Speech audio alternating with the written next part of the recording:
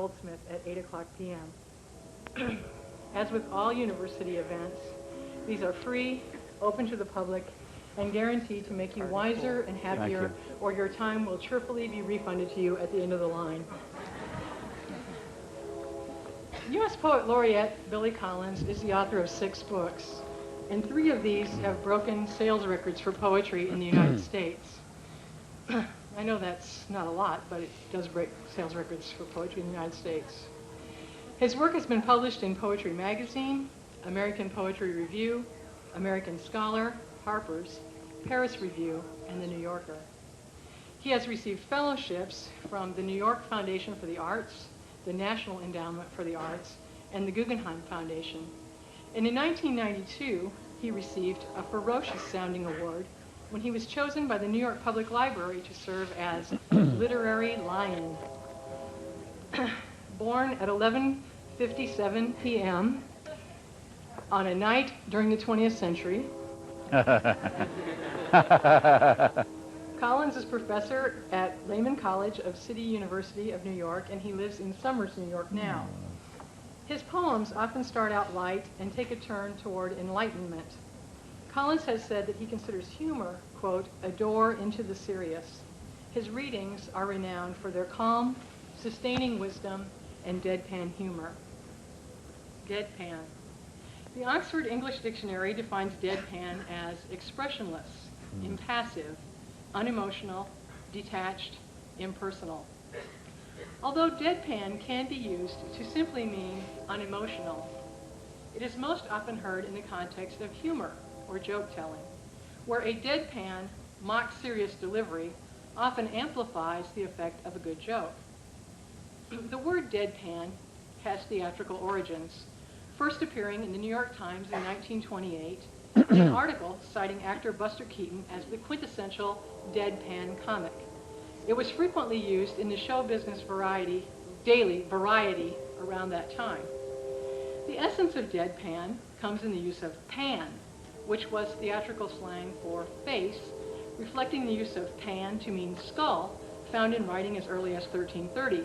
So deadpan is simply another way of saying expressionless face. Pancake, then, meaning a kind of thick makeup often used in theater, first appeared in 1937 as a trademark of the Max Factor and Company, and it may well be a bit of a pun itself, referring both to the thickness of the product, which was incidentally marketed in a broad pancake-shaped container, and to the fact that it forms a sort of cake on the actor's pan. Deadpan, pancake, cake pan. Now, when a joke falls dead, you're ahead of me, aren't you? It is said to be flatter than a pancake. And when a cake falls, that is no joke either. Cake, however, is more often associated with birth, as in birthday cake, than with death, except in the case of Marie Antoinette.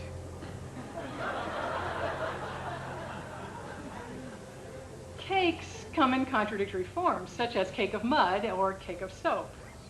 And dead can take on confusing forms too, such as in the sentence, you can be dead sure there is a harbor dead ahead, but come to a dead stop there, or you'll be dead in the water and as good as dead. Pans often signify trouble, but not grave danger, as in skillets thrown in anger, or the phrase, out of the frying pan and into the fire. And then opening Pandora's box led to pan-Hellenic pandemonium. Hold that for a minute. Nice. Excuse me. A panhandler is someone trying to stave off death by getting a living, and someone panning for gold is after pretty much the same thing at pretty much the same rate of success. When a critic pans a performance, he more often than not sounds its death knell. And still, if everything pans out here tonight, and Billy Collins cakes on more of his deathless insight, you are in for a lively, yet decidedly deadpan treat. Billy Collins. Thanks. Hello, thank you. little devil here.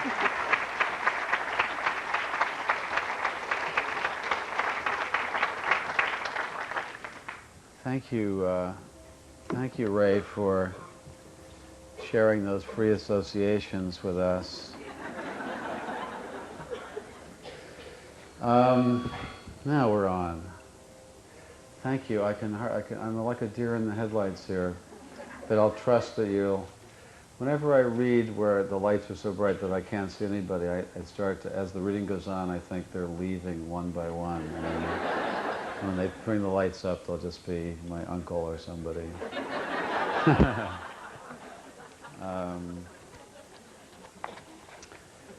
I was thinking of reading something about a pen, but I won't do that. I'll get to it though. I have a poem about a pen. But I'm very reader friendly, I think. I think it's not so much out of respect for the reader, but out of loneliness. When I'm writing, I need to feel like someone's there and that I'm not just committing an act of literature all by myself. So, recently my last few books have started with a poem to the reader as a kind of welcoming mat, and I thought I'd read this one, which is not in a book, but it's called You, Reader, and it's to you, my reader, if you've read me. You, reader. I wonder how you are going to feel when you find out that I wrote this instead of you, that it was I who got up early to sit in the kitchen and mention with a pen the rain-soaked windows, the ivy wallpaper, and the goldfish circling in its bowl. Go ahead and turn aside, bite your lip, and tear out a page. But listen, it was just a matter of time before one of us happened to notice the unlit candles and the clock humming on the wall. Plus, nothing happened that morning. A song on the radio, a car whistling along the road outside, and I was only thinking about the shakers of salt and pepper that were standing side by side on a placemat. I wondered if they had become friends after all these years, or if they were still strangers to one another, like you and I, who managed to be known and unknown to each other at the same time. Me at this table with a bowl of pears, you leaning in a doorway near some blue hydrangeas, reading this.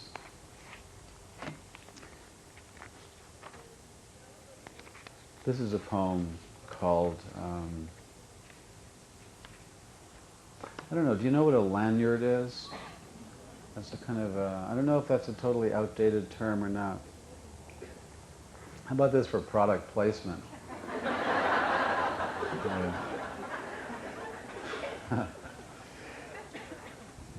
Well, I'll go with this. It's called the lanyard, right?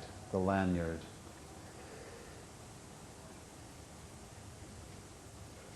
The other day, as I was ricocheting slowly off the blue walls of this room, bouncing from typewriter to piano, from bookshelf to an envelope lying on the floor, I found myself in the L section of the dictionary, where my eyes fell upon the word lanyard.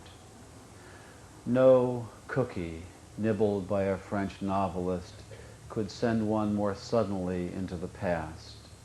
A past where I sat at a workbench at a camp by a deep Adirondack lake, learning how to braid thin plastic strips into a lanyard, a gift from my mother.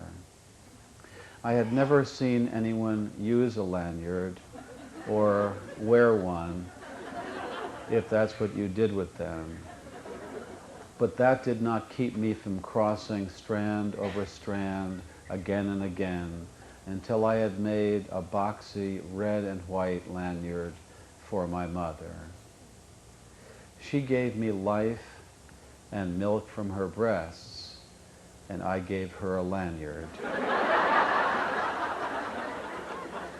She nursed me in many a sick room lifted teaspoons of medicine to my lips, set cold face cloths on my forehead, then led me out into the airy light and taught me to walk and swim, and I in turn presented her with a lanyard.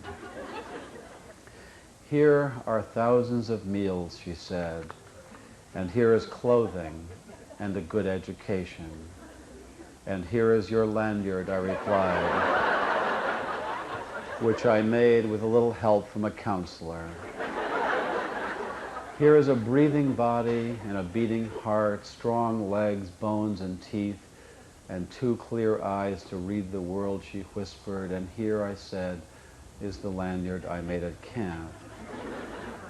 And here, I wish to say to her now, is a smaller gift, not the archaic truth that you can never repay your mother, but the rueful admission that when she took the 2-tone lanyard from my hands, I was as sure as a boy could be that this useless, worthless thing I wove out of boredom would be enough to make us even. Which I truly did believe at the time. Thank you.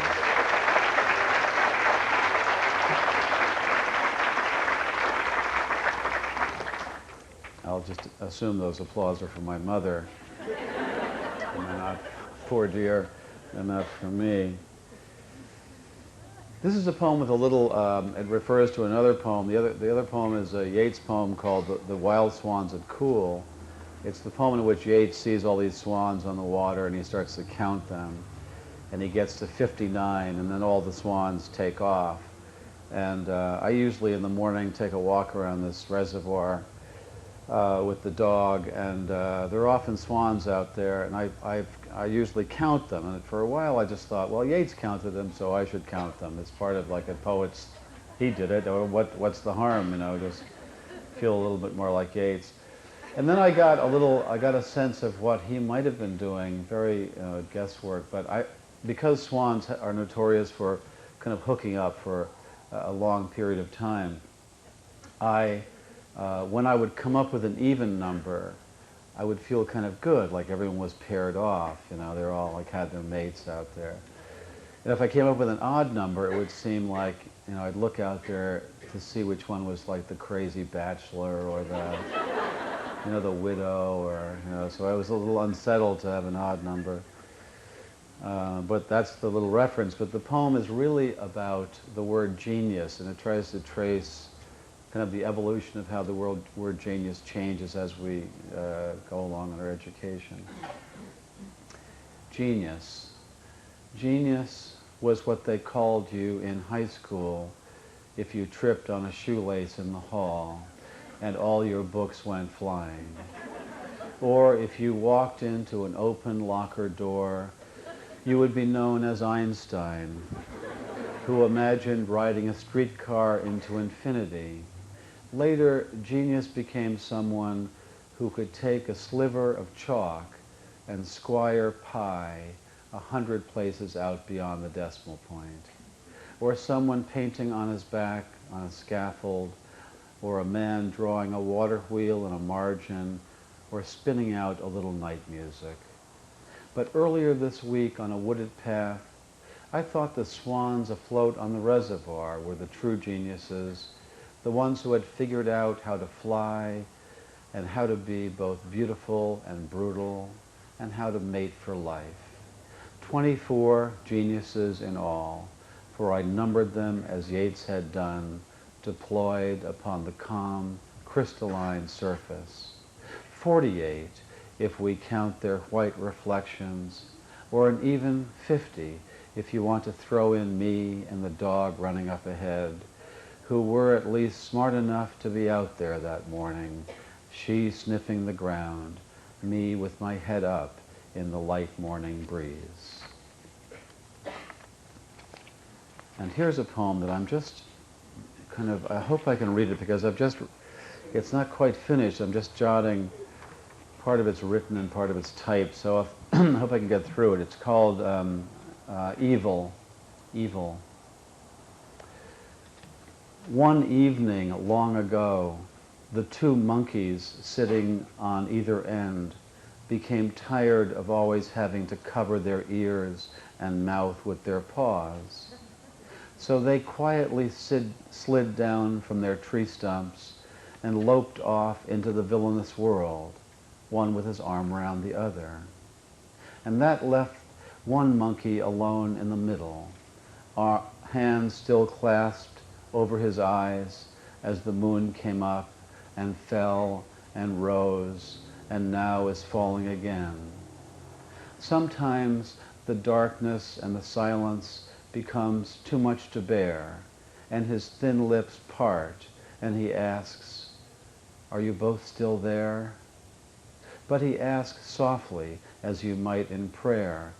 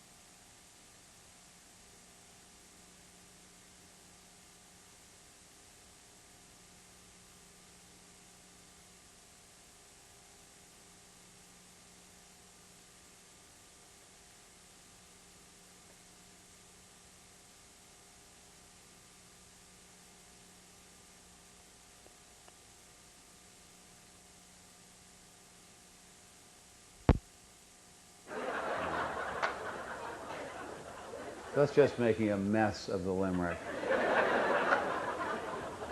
But let me try out on you. Let me try some of these very tiny, tiny poems. Twisting time. Twisting time. I am twisting again, but not like I did last summer, or the summer before, or the summer before that. I am twisting more slowly now because it is cold and I have grown heavy and there is hardly any wind. Breaking up, like breaking up is hard to do, breaking up. Like the nomadic dollar I pass to the man behind the cash register, you are off to other hands. You must keep the title of this very short poem in mind. And if you don't like any one of these, another one will just be along in any second. So. But this one's called Refrigerator Light. Refrigerator Light. The minute she slams the door, I stop thinking about her. Okay, here. This is called The Silver Diner After Midnight. Has that revolving cake stand always been there, or did some men install it while you and I sat here at the counter not saying anything? Okay. Autumn, autumn. that light blue sweater you left on the porch swing this evening makes me wonder if it would be possible to figure out a way not to die. And this one's called Pupil, which takes advantage of the pun, the two meanings of pupil. Pupil, pupil, a hole in the eye, the black well in the midst of a flower, an iris. Or she who gives you the eye, sideways on her way out of class after the others.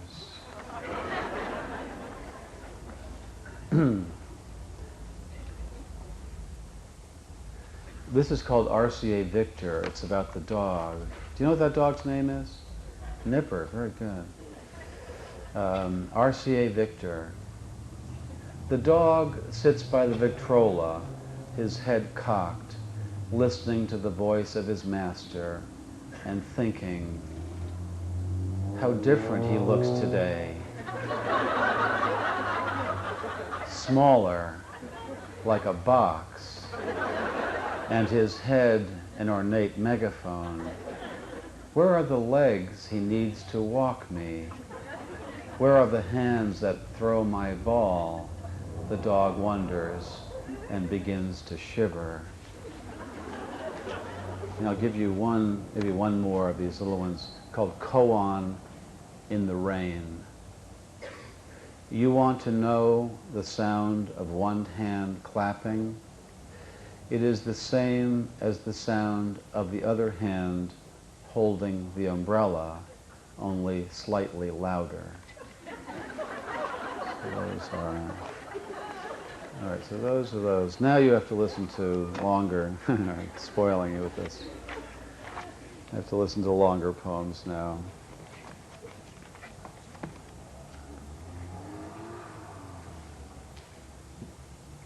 Well, I'll break you in gradually. I'll read you a couple of still smaller poems.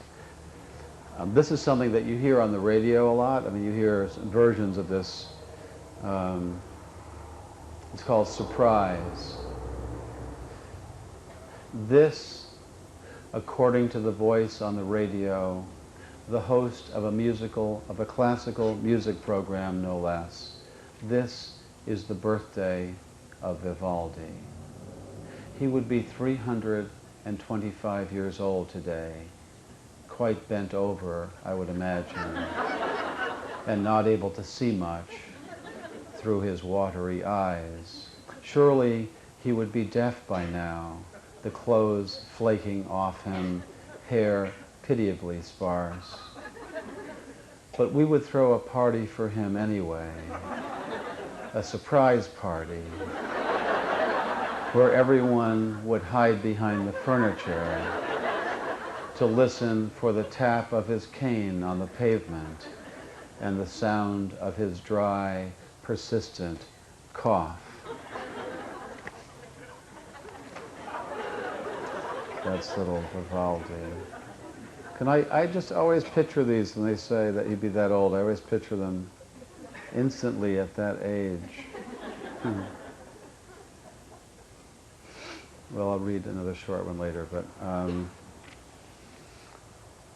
this is a poem, a very poem I dedicated to a friend of mine who I went to college with, and he lived in Vermont, and he still lives there, and I lived in and around New York City, and we used to go back and forth and visit each other now and again, and I'd go up to Vermont, and he'd teach me fishing and cross-country skiing, and then he'd come down to New York and I'd teach him stuff I knew about the city, like smoking and drinking, were the primary things I taught him. And this is one of the things he tried to teach me about living in the country that I had a hard time believing at first, and it's called the country. I wondered about you when you told me never to leave a box of wooden strike-anywhere matches lying around the house, because the mice might get into them and start a fire. But your face was absolutely straight when you twisted the lid down on the round tin where the matches, you said, are always stowed. Who could sleep that night? Who could whisk away the thought of the one unlikely mouse padding along a cold water pipe behind the floral wallpaper, gripping a single wooden match between the needles of his teeth? Who could not see him rounding a corner, the blue tip scratching against a rough-hewn beam, the sudden flare, and the creature, for one bright, shining moment, suddenly thrust ahead of his time, now a fire starter, now a torchbearer in a forgotten ritual, little brown druid illuminating some ancient night. Who could fail to notice, lit up in the blazing insulation, the tiny looks of wonderment on the faces of his fellow mice, one-time inhabitants of what once was your house in the country?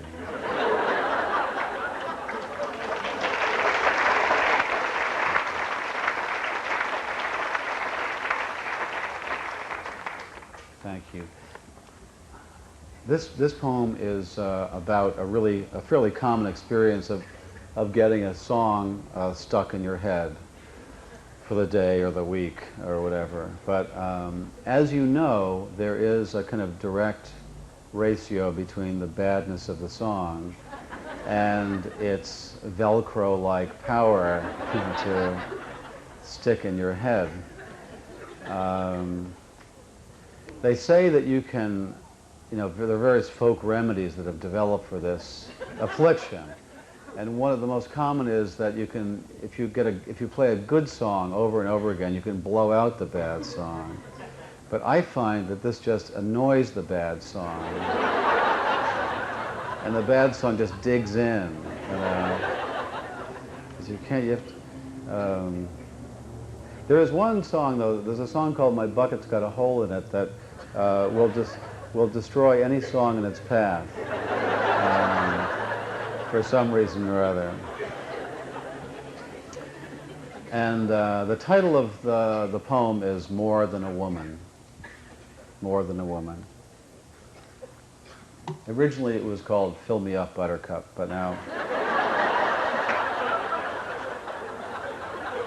It's actually the only poem I know where you can just change the title, and it has no effect on the poem.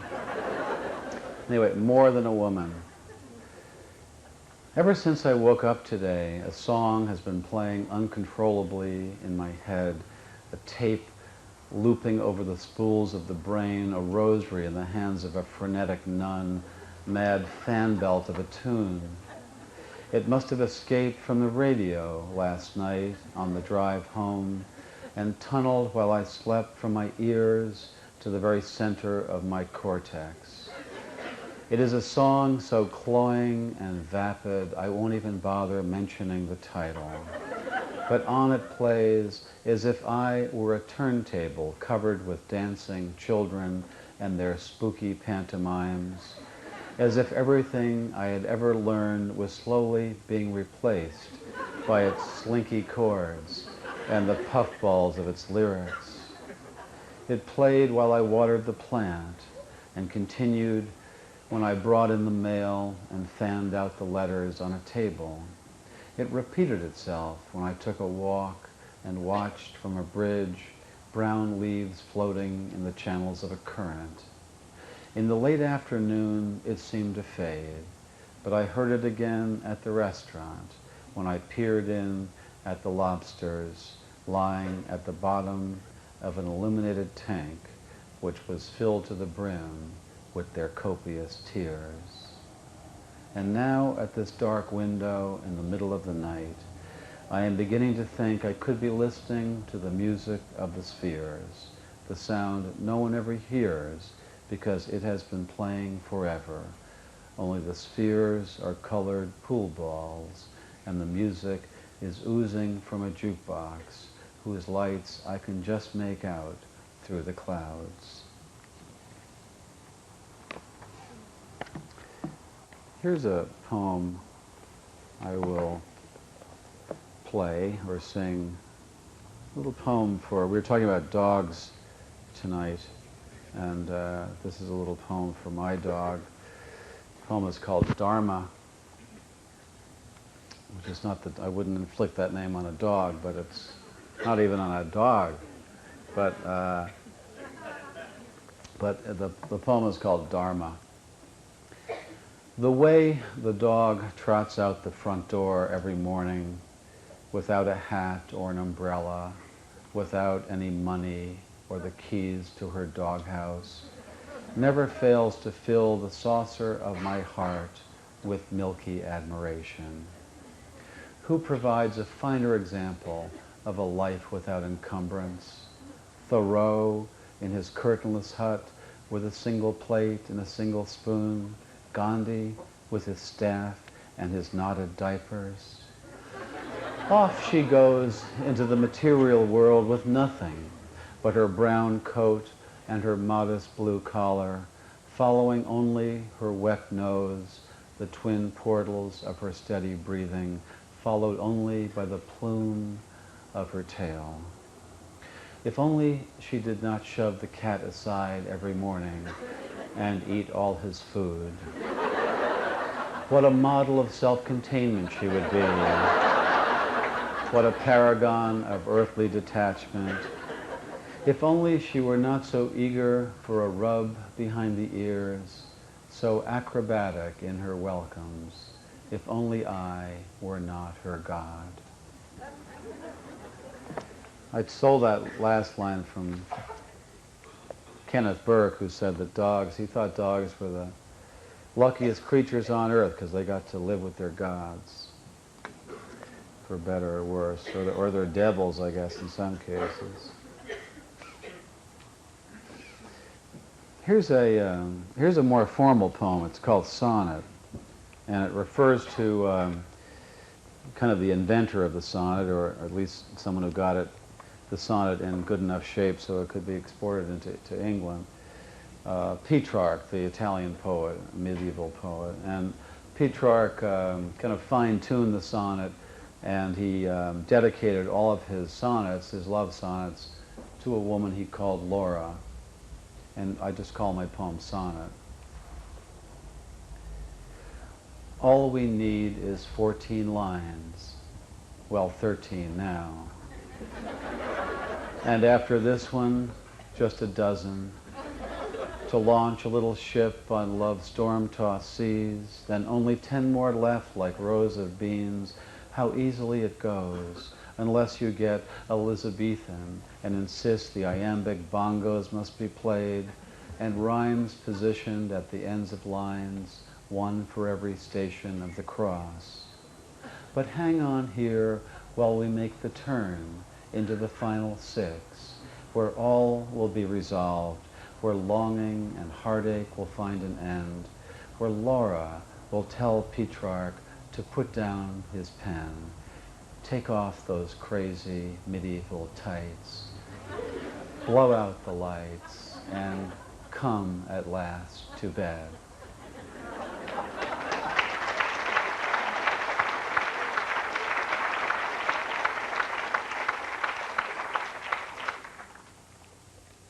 I wanted to get those two together, because there's no real lovemaking in the sonnet. It's all, if you read the Elizabethan, it's all panting and tail wagging and flattery. But oh, speaking of flattery, I should read this. I read this poem. Many poems you'll hear in the classroom, or even outside it, are about other poems. You know, it's Harold Bloom, like there's no such thing as a poem, there are just relationships between poems. This poem takes the first 2 lines of someone else's poem and just steals them and uses them as the beginning of my poem. And it's a rather flagrant, it would be like just like walking out of the 7-Eleven with 2 Slurpees and not even paying. You know, it's a very flagrant kind of theft. So I came across this poem in a magazine by someone named Jacques Criquillon, and I looked in the back of the magazine, and it just said, Jacques Criquillon lives in Belgium. So I thought, okay,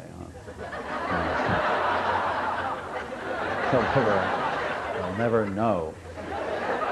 So I just took his lines and did this to them. So his 2 lines, I give him credit at the beginning, a little epigraph, but his 2 lines are this. He says, you are the, this is like Petrarchan comparisons. He says, you are the bread and the knife, the crystal goblet and the wine.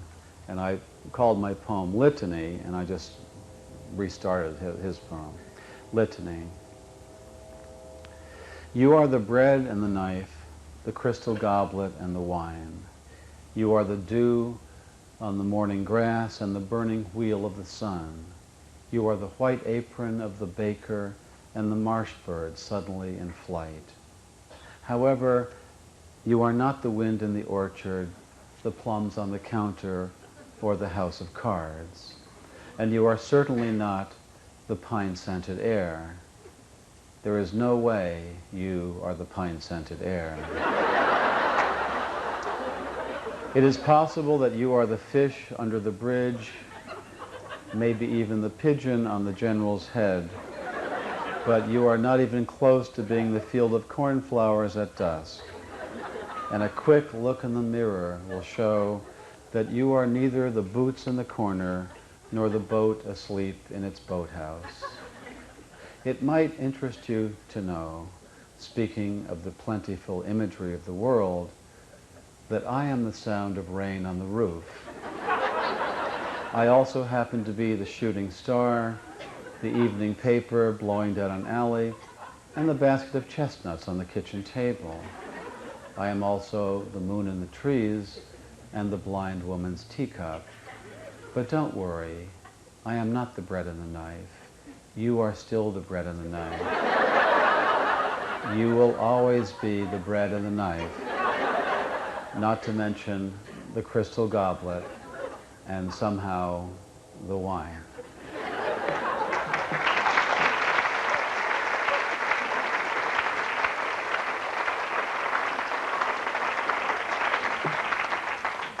Thank you. So this is a poem about another, this is also a poem about another poem. It's a poem about a haiku, and it's called Japan, and it has to do with those little 17-syllable Japanese in origin poems of natural observation. There are a lot of unintentional haiku. Anything you say that's 17 syllables is a potential haiku. So that it's probably impossible to get through a day of normal social intercourse without saying something that's 17 syllables long. So probably every day we turn out a couple of haiku without knowing it. I collect these things, so I find like I collect 17-syllable utterances. All the lyrics to Moonlight in Vermont are haiku, like pennies in the stream, falling leaves of sycamore. Each verse is haiku. Old Mother Hubbard, etc., that's a haiku. When I find myself in times of trouble, Mother Mary comes to me. 17.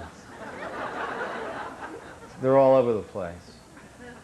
There's a conspiracy theory about these haiku. Here's one I caught on a train, a sign on a train in England. It said, attention, when the train is not stopped, it will be constantly moving. And that has a very Zen truthfulness to it.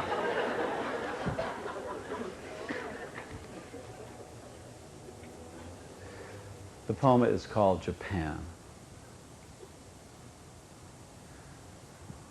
Today I passed the time reading a favorite haiku, saying the few words over and over. It feels like eating the same small perfect grape again and again. I walk through the house reciting it and leave its letters falling through the air of every room. I stand by the big silence of the piano and say it. I say it in front of a painting of the sea. I tap at its rhythm on an empty shelf.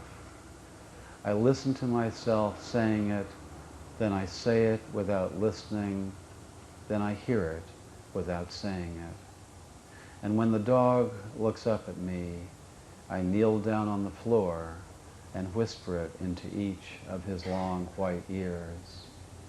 It's the one about the 1-ton temple bell with the moth sleeping on its surface, and every time I say it, I feel the excruciating pressure of the moth on the surface of the iron bell.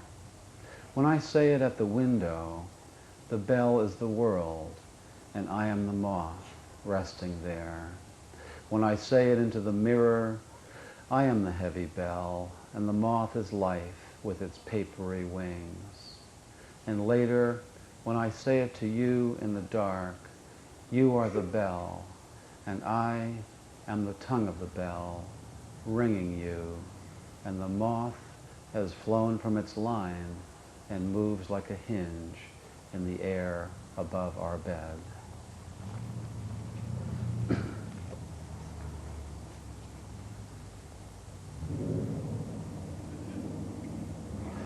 A poem called Forgetfulness. I wanted to, I got inspired, if that's not too romantic a word for what happens before you write a poem, by an article by this guy, Patrick Suskind, a freaky German novelist who wrote an article called Literary Amnesia, and it was about him coming to the realization that he'd spent almost all of his life reading and he'd forgotten just about everything he'd read.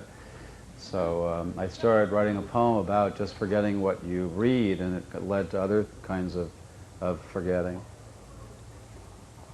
Forgetfulness. The name of the author is the first to go, followed obediently by the title, the plot, the heartbreaking conclusion, the entire novel, which suddenly becomes one you have never read, never even heard of. It is as if one by one the memories you used to harbor decided to retire to the southern hemisphere of the brain, to a little fishing village where there are no phones. Long ago, you kissed the names of the 9 muses goodbye, and you watched the quadratic equation pack its bag. And even now, as you memorize the order of the planets, something else is slipping away, a state flower perhaps, the address of an uncle, the capital of Paraguay. Whatever it is you are struggling to remember, it is not poised on the tip of your tongue, not even lurking in some obscure corner of your spleen. It has floated away down a dark, mythological river whose name begins with an L. As far as you can recall.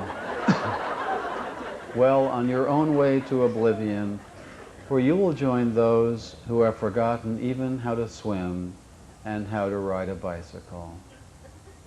No wonder you rise in the middle of the night to look up the date of a famous battle in a book on war.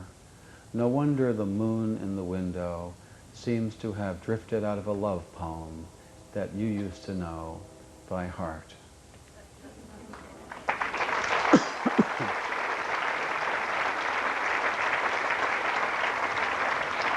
Thank you. Thanks. So that applause is not for my mother, that's for me. That's good. I'd like to follow that poem with this poem, which has to do, I think some of these poems are written a little bit, I mean, they start out of being a little annoyed about something. And the thing I was annoyed about was that pervasive habit we used to have back in the 20th century about, it's silly to say that, but it's true, it's over. Get over it. But so much happened in the 20th century, you know, like skateboarding and, you know, like World War I, it was amazing. I mean, all this, you probably have your own, you know, personal favorites, but what we used to do, we talk very, very knowledgeably about these decades, and we talk about the 50s and the 60s and the 40s and the 90s, and all we'd have to do is say like the 80s, or she's very 80s, or it's a 90s thing, and this would be a kind of code, and also, I think, ultimately a way of trying to understand this elusive thing called the past. So this poem is called Nostalgia, and it's kind of a takeoff on that habit, nostalgia. Remember the 1340s?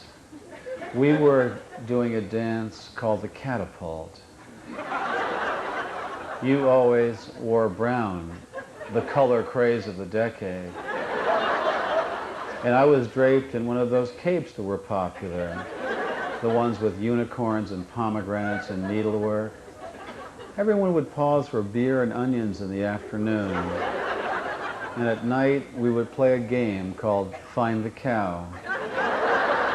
Everything was hand-lettered back then, not like today. Where has the summer of 1572 gone? Brocade and sonnet marathons were all the rage. We used to dress up in the flags of rival baronies and conquer one another in cold rooms of stone. Out on the dance floor, we were all doing the struggle, while your sister practiced the Daphne all alone in her room. We borrowed the jargon of farriers for our slang. These days, language seems transparent, a badly broken code. The 1790s will never come again. Childhood was big. People would take walks to the very tops of hills and write down what they saw in their journals without speaking. Our collars were high, our hats were extremely soft. We would surprise each other with alphabets made of twigs. It was a wonderful time to be alive, or even dead. I am very fond of the period between 1815 and 1821. Europe trembled while we sat still for our portraits. And I would love to return to 1901, if only for a moment, time enough to wind up a music box and do a few dance steps. Or shoot me back to 1922 or 1941, or at least let me recapture the serenity of last month when we picked berries together and glided through afternoons in a canoe. Even this morning would be an improvement over the present. I was in the garden then, surrounded by the hum of bees and the Latin names of flowers, watching the early light flash off the slanted windows of the greenhouse and silver the limbs on the rows of dark hemlocks. As usual, I was thinking about the moments of the past, letting my memory rush over them like water rushing over the stones on the bottom of a stream. I was even thinking a little about the future, that place where people are doing a dance we cannot imagine, a dance whose name we can only guess.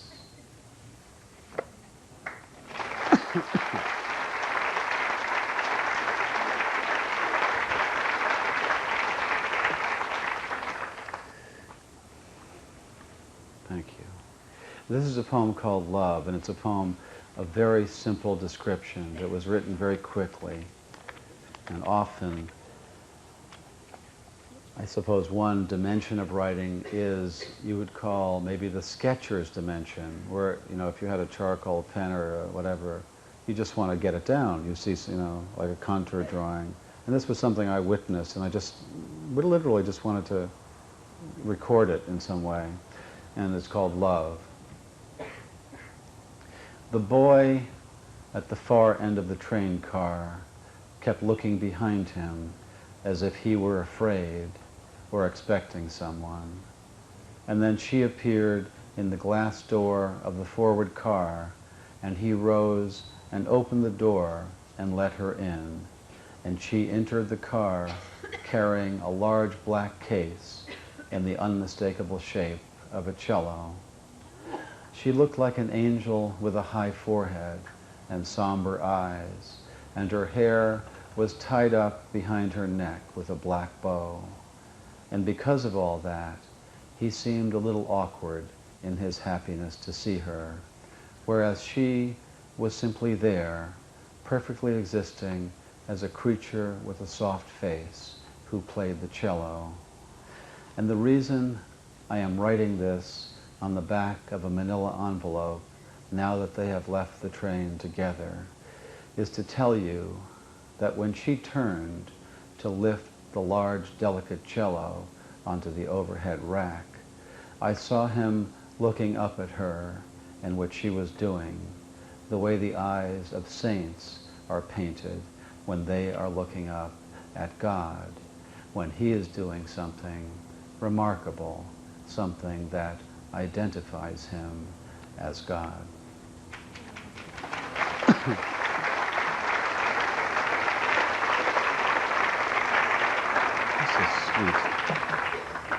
is sweet couple. The kind of couple you wish them good luck when you see them. Here's a poem about teaching. It's a poem about teaching, probably teaching a little too long. I was trying to figure out one day with a colleague of mine, you know, if we got all the students we had ever taught together in the same place, like what this would be like, besides the sort of frightening spectacle of like a lot of angry students full of misinformation. And this was one way I figured out that was a way to put them together. It's called Schoolsville.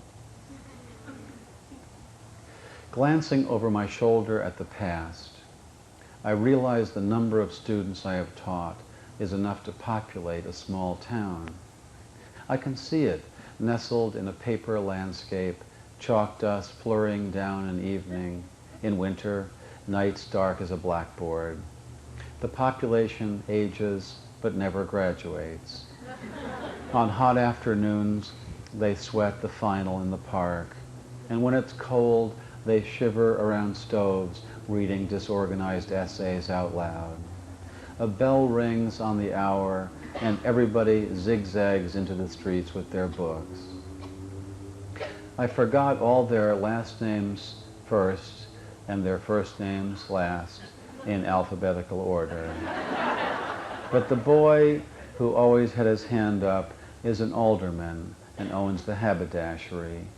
The girl who signed her papers in lipstick leans against the drugstore, smoking, brushing her hair like a machine. Their grades are sewn into their clothes like references to Hawthorne. The A's stroll along with other A's. The D's honk whenever they pass another D. All the creative writing students recline on the courthouse lawn and play the lute. Wherever they go, they form a big circle. Needless to say, I am the mayor. I live in the white colonial at Maple and Main. I rarely leave the house. The car deflates in the driveway. Vines twirl around the porch swing. Once in a while, a student knocks on the door with a term paper 15 years late. Or a question about Yeats or double spacing. And sometimes one will appear in a window pane to watch me lecturing the wallpaper, quizzing the chandelier, reprimanding the air.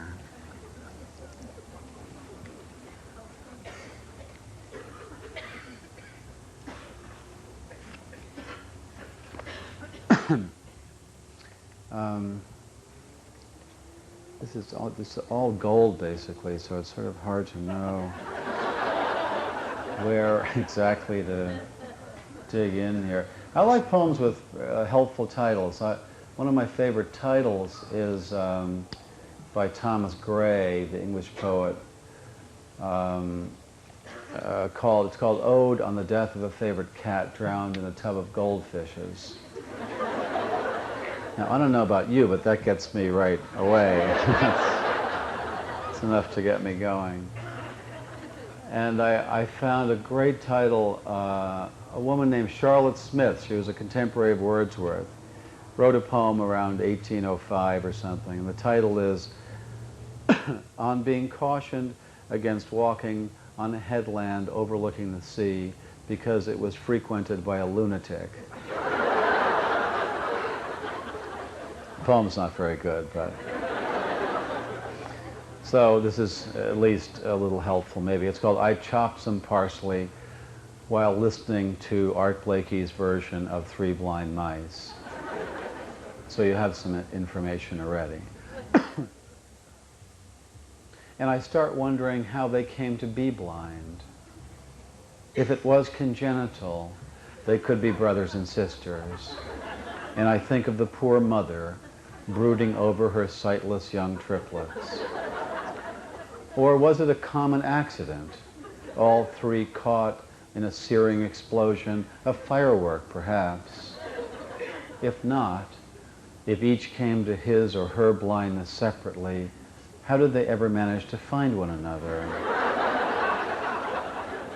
Would it not be difficult for a blind mouse to locate even one fellow mouse with vision, let alone two other blind ones? And how, in their tiny darkness, could they possibly have run after a farmer's wife, or anyone else's wife for that matter, not to mention why? Just so she could cut off their tails with a carving knife is the cynic's answer. But the thought of them without eyes, and now without tails, to trail through the moist grass or slip around the corner of a baseboard, has the cynic who always lounges within me up off his couch and at the window, trying to hide the rising softness that he feels. By now I am on to dicing an onion, which might account for the wet stinging in my own eyes, though Freddie Hubbard's mournful trumpet on Blue Moon, which happens to be the next cut, cannot be said to be making matters any better. Excuse me.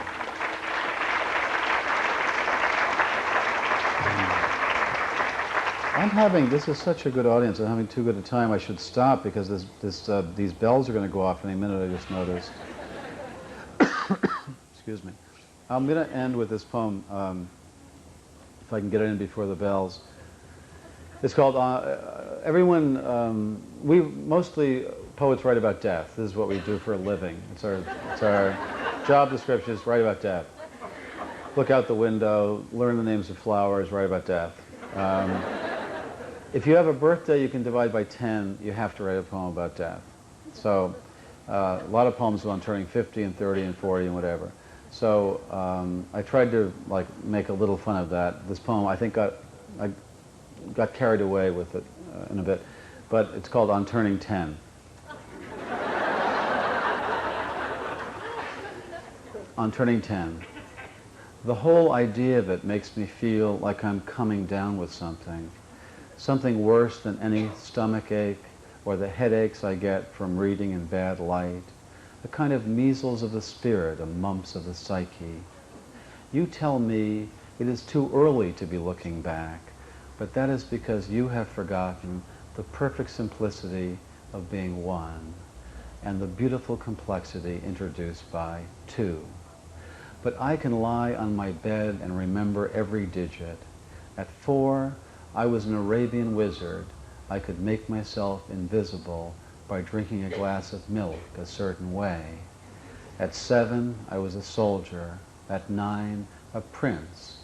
But now I am mostly at the window watching the late afternoon light. Back then, it never fell so solemnly against the side of my treehouse, and my bicycle never leaned against the garage as it does today, all the dark blue speed drained out of it.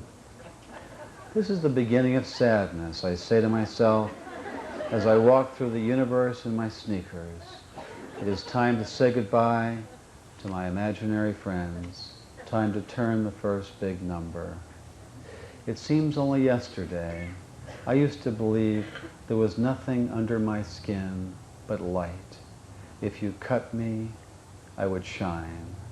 But now, when I fall upon the sidewalks of life, I skin my knees, I bleed.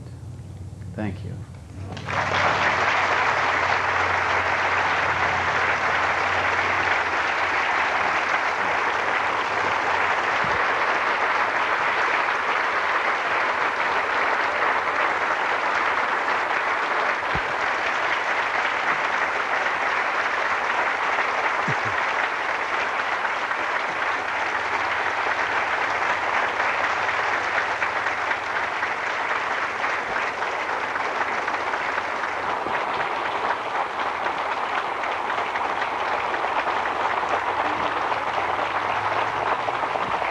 you want.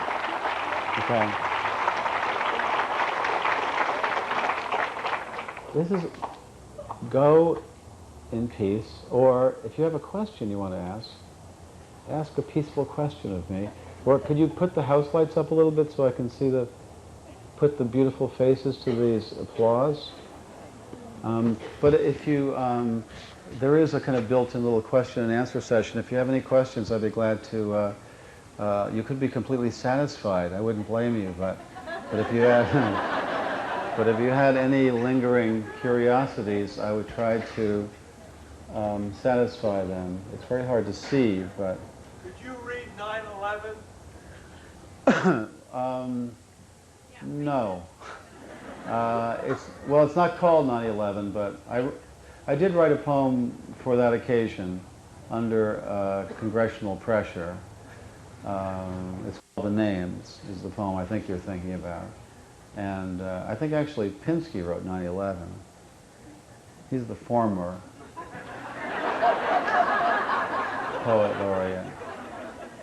But not to be less than accommodating, but I just decided, I read that poem before Congress.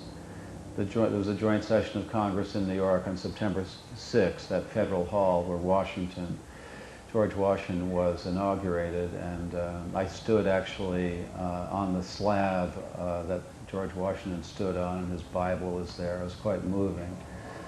And about 300 Congress people came up from Washington on a train, which was F-16s were flying up and down this train corridor. So it was pretty serious security. And I read the poem then. I read it a couple times on the radio on September 11th. But I just I decided I'd never read it again. I just thought, I just want to leave it there.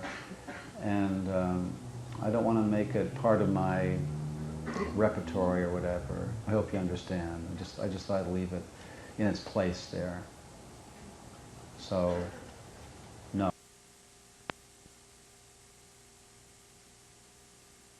Little kids, but some of the poems are about cars and about sports. I mean, if I came across a poem that seemed like irresistibly to appeal to high school kids because of subject matter, I certainly didn't didn't stop me from choosing those poems. But those were really the four criteria as I thought it out. And it's really hard to find poems that are short, clear, clean, and good. And they're clean only because, I mean, I know high school students are pretty hip, sexually and otherwise. But I just didn't. It was very defensive on my part. I just didn't want a kind of administrator somewhere, kind of a reactionary administrator to say this, poem has the word breast in it, so we're going to kill the program. So I haven't given people like that a chance to get in. But those are the, there's going to be a book put out next year called Poetry 180, which will have 180 poems in there. There's one right there, yeah. I have a lot of friends who are fairly well-known artists, painters, and they hold some of their paintings in their own private collection. Do you have poems that you hold in your own private collection? Do I have poems that I hold in my own private collection like a painter would? Well, no, because there's really so little, there's not much of an analogy there, because the painting is one thing, and the poem you just can Xerox, You can't Xerox a painting. No, I want to get mine out of the house. I suppose if I put a lot of work into a painting, if you couldn't duplicate a poem, it's a little hard to imagine a world in which print could not be duplicated. But if that were the case, I probably would hold on to it. If I had to chisel my poems in granite, and I might hang on to a few of them. But I think the analogy kind of breaks down. Painting something you can be possessive about, and a poem, a poem is everybody's very quickly. Just go down to Kinko's, make 1,000 copies of it. Somebody back, yes? Do you try and like set a discipline for yourself to sit down and say, I'm going to write right now, or do you generally wait till like you see something or feel something? Yeah, I have no work habits whatsoever. never sat down really and said, I'm gonna write, damn it. You know, I wait for something to happen. I think, you know, poetry is not something that happens at a desk. I mean, I think I can tell, you know, because I teach creative writing, I can tell when I read a poem that this poem is purely a desk activity. It's not the result of anything else but the desire to write something down at a desk.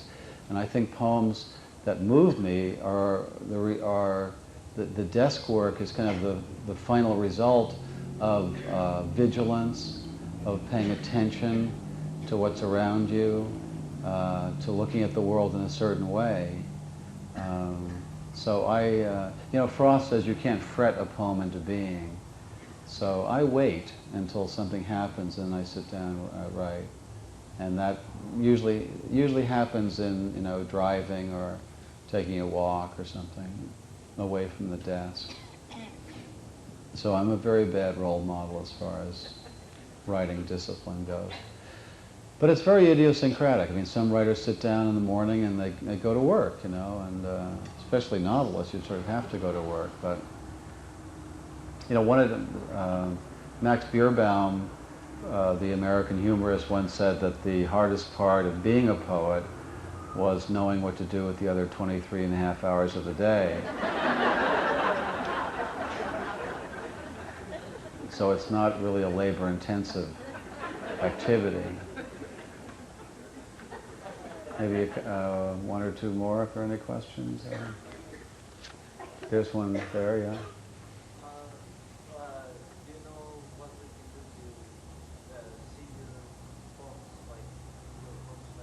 Just say a little louder.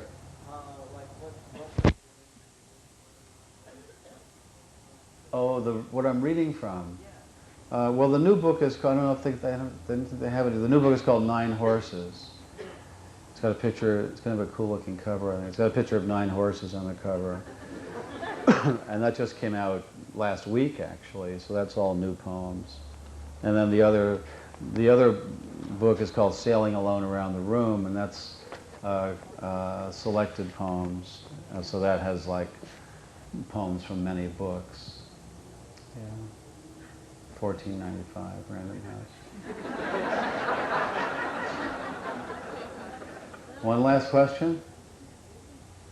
No more questions. That's it. All right, wait. Yes, sir. I'm curious about your fascination about dogs. I'm quite fascinated with them myself, and it seems like several of your poems that I've heard you talk and read about related to dogs. Well, it's not an obsession really, but I'm very fond of dogs, and I've had dogs most of my life. There was a long period of time where I didn't have a dog. I was kind of between dogs, and I knew I would get one eventually. But it was interesting because during that period without a dog, I would often be, well, sometimes I'd be writing a poem, and the poem would just kind of want to have a dog in it, so I just stick a dog in it anyway. I just say, and my dog running ahead of me or something. And then during this period, which was, you know, a number of years, sometimes after a reading, a dog lover would say, what kind of dog do you have? And I would just make up a breed, you know, say, a Dalmatian. Oh, really? You know? And I just changed the breed around. So I had this like poetry, like virtual dog, you know, but I have a literary dog. But now I have a real dog, a little collie mix. So one of the 9/11 produced a lot of bad poetry. One of the students in my class wrote a beautiful poem in the aftermath of 9/11. She lived in New York, and she was actually Polish immigrant. She is still learning English, but a very good poet. And she wrote a poem about looking into her dog's eyes. You know, the whole city was in, and not to mention the country, was in trembling state of chaos and uncertainty, and the first few days afterward. And the only refuge she could find was to stare at her dog and into these brown eyes of her dog, because the dog knew nothing of this, you know? And it was like a little oasis of ahistorical innocence that she could connect with. It was a way of escaping from these events. So that was a dog a dog put to good use. Thank you very much.